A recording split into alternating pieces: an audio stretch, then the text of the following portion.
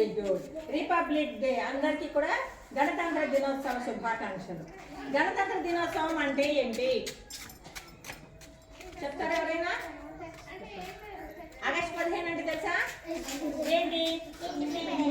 అది కాదు, అది ఎందుకు జరుపుకుంటాం? బ్రిటిష్ వాళ్ళు మన దేశాన్ని వదిలేసేసి మనకి స్వాతంత్ర్యం ఇచ్చి వెళ్ళిపోయారు.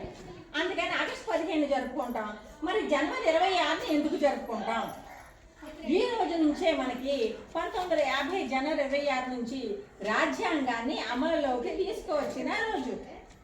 మనం ఒక ప్రత్యేక రాజ్యాంగం రాసుకున్నాం అంబేద్కర్ గారి ఆధ్వర్యంలో 7 కమిటీ సభ్యులతో 2 సంవత్సరాల 11 నెలల 6 రోజులు కష్టపడి డ్రాఫ్టింగ్ కమిటీ అని ఒకటి వేసుకుని దాని మీద ఒక రాజ్యాంగాన్ని మనం తయారు చేసుకున్నాం.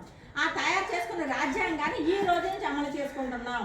అంటే ఈ రోజు నుంచి మనకి పూర్తి స్వాతంత్ర్యం వచ్చింది అనేది అర్థానికి గుర్తుగా ప్రతి సంవత్సరం కూడా ఆగస్టు 15తో పాటు జనవరి 26ను కూడా మనందరం సెలబ్రేట్ చేసుకుంటాం కదా. సో ఈ సందర్భంగా మనం ఈ రోజు ఫ్లాగ్ హోస్ట్ చేసుకుంటాం.